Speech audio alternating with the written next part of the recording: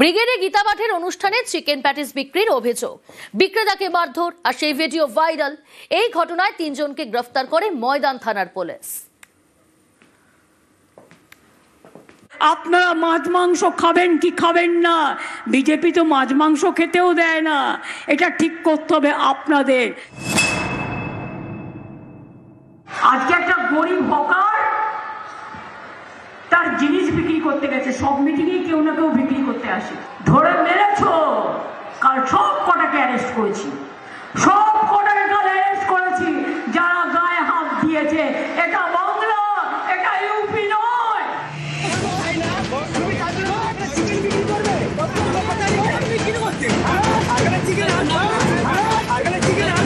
7ই December ব্রিগেডে গীতা পাঠের অনুষ্ঠান, সেখানে চিকেন প্যাটিস বিক্রির অভিযোগ, তাই বিক্রেতাকে মারধর।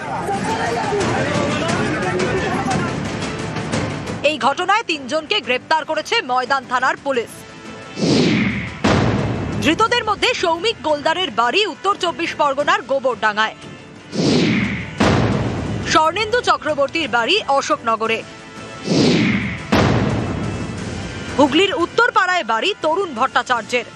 মিথ্যা কেসে ফাঁসিয়েছে। না না না, তিনি মারধর করেননি। আপনারা যদি ভিডিওটি ভালো করে দেখেন, তিনি প্রতিবাদ করেছে, তার সঙ্গে তর্ক হয়েছে, কিন্তু তিনি কোন রকম ভাবেই মারধর করেননি। তিনি নির্দোষ।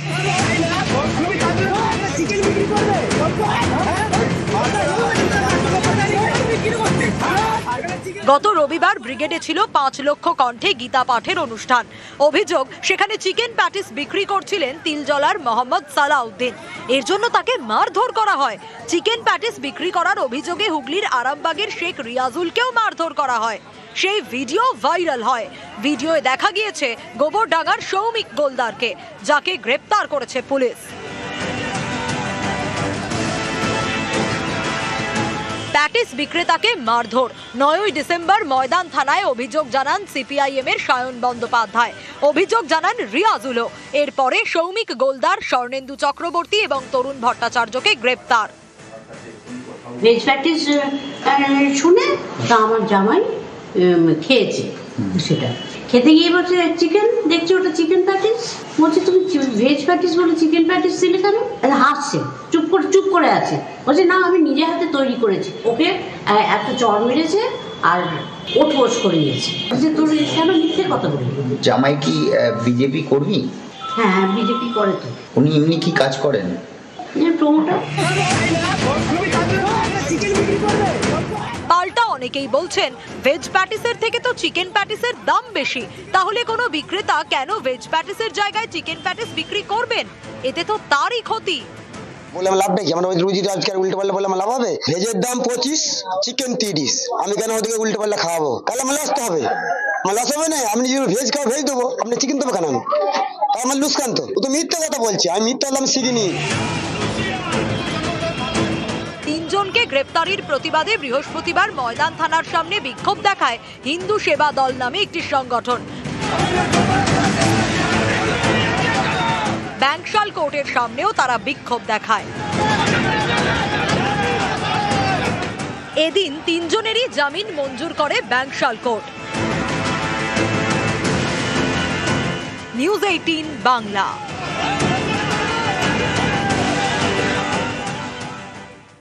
ব্রিগেডে ধর্মের নামে অত্যাচার, চিকেন প্যাটিস বিক্রেতাকে মারধরে গ্রেফতার। গতকালই জামিন ধৃত 3 অভিযুক্তের। গ্রেফতারি নিয়ে রাজ্য সরকারকে নিশানা শুভেন্দুর। গ্রেফতার করে ঠিক করেছে পুলিশ, দাবি তৃণমূল মুখপাত্র কুণাল ঘোষের। যে ধারাতে এদের বিরুদ্ধে অভিযোগ করা হয়েছে, এতে সেকশন 41 এ নোটিশ দিতে হয়।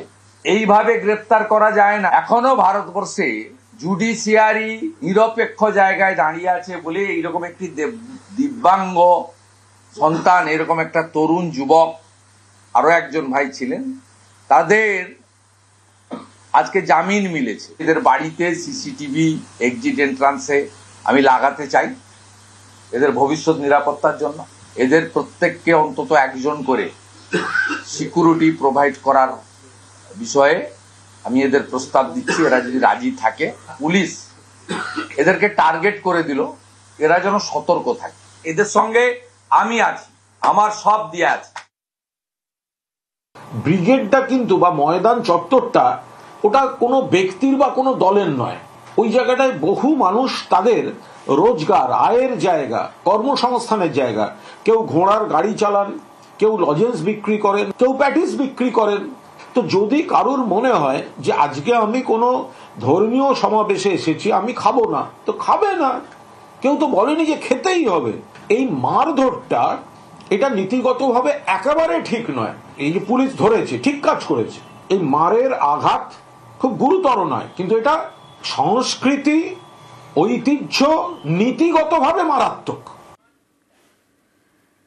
শেখ শাহজাহানের বিরুদ্ধে করা সিবিআই মামলায় অন্যতম সাক্ষী, আর সেই সাক্ষী নিজে আবার ধর্ষণে অভিযুক্ত। সেই মামলার হাজিরা দিতে যাওয়ার পথে বুধবার তার গাড়িতে ধাক্কা মারে ট্রাক। প্রাণ যায় সাক্ষীর ছেলে এবং গাড়ির চালকের। এই দুর্ঘটনার পর উঠে এসেছে নানা বয়ান। কে ঠিক কে ভুল, এ নিয়েই তৈরি হয়েছে ধোঁয়াশা। সন্দেশখালীর এক সময়ের বেতাজ বাদশা শেখ শাহজাহান এখন জেলে। গত বছরের 5ই জানুয়ারি সন্দেশখালীতে ইডির আধিকারিকদের উপর হামলার ঘটনায় অভিযুক্ত শাহজাহান। এ নিয়ে সিবিআই এর করা মামলায় অন্যতম সাক্ষী ভোলানাথ ঘোষ, তার বিরুদ্ধে একটি ধর্ষণের মামলা চলছে। বুধবার তিনি গাড়িতে করে যাচ্ছিলেন বসিরহাট আদালতে হাজিরা দিতে। সেই গাড়িতে ধাক্কা মারে একটি ট্রাক। তাতে মৃত্যু হয় ভোলানাথের ছোট ছেলে এবং গাড়ির চালকের। ভোলানাথের দাবি এটা দুর্ঘটনা নয়, তাকে খুনের চেষ্টা, যার পিছনে রয়েছে শেখ শাহজাহান। অনেকদিন থেকে পরিকল্পনা চলছে আমাকে সরিয়ে দেওয়ার, কারণ আমি বড় সাহেবের কিছু কেজের আমাকে সিবিআইডি ঘন ঘন ডাকতো, কিছু সাক্ষী মেনেছে, যার জন্য অনেক থেকে আগের থেকে পরিকল্পনা যেভাবে ওকে সরিয়ে দিচ্ছে। ভোলানাথ ঘোষ ধর্ষণের মামলায় অভিযুক্ত, আবার তিনি শেখ শাহজাহানের বিরুদ্ধে সিবিআই এর করা মামলায় সাক্ষী। বুধবার সকাল 9:30 নাগাদ বাসন্তী হাইওয়েতে গাড়িতে ধাক্কা ট্রাকে। এরপরেই ভোলানাথ দাবি করেন এটা চক্রান্ত কিনা সেটা না জেনে বলতে পারবেন না। এর কয়েক ঘন্টা পরেই বয়ান বদল। একদম ডাইরেক্ট এসে আমার গাড়ি গ্যারেজে, তারপর আমার গাড়ি জলে চলে গেল। অচৈতন্য অবস্থায় আমার লোকজন বার করেছে। এখনই কথা বলতে পারছি। কি ব্যাপার, কি বৃত্তান্ত নিচ্ছে, প্রশাসন তার তদন্ত করছে। এটা কি পরিকল্পিত কিছু অনুভব করছি, কিন্তু এটা প্রশাসন সেটা ভালো পরিষ্কার করতে পারবে। অনেকদিন থেকে পরিকল্পনা চলছে আমাকে সরিয়ে দেওয়ার, কারণ আমি বড় সাহেবের কিছু কেজের আমাকে সিবিআইডি ঘন ঘন ডাকতো, কিছু সাক্ষী মেনেছে, যার জন্য অনেক থেকে আগের থেকে পরিকল্পনা যেভাবে ওকে সরিয়ে দিচ্ছে। ভোলানাথের দাবি যে ট্রাকটি এসে তার গাড়িতে ধাক্কা মারে সেটি চালাচ্ছিলেন শাহজাহান ঘনিষ্ঠ আলিম মোল্লা। আপনি নিজে চোখে দেখেছেন আলিমকে? কালো সোয়েটার পরা ছিল, হাফ এইটুকু পর্যন্ত বলছি।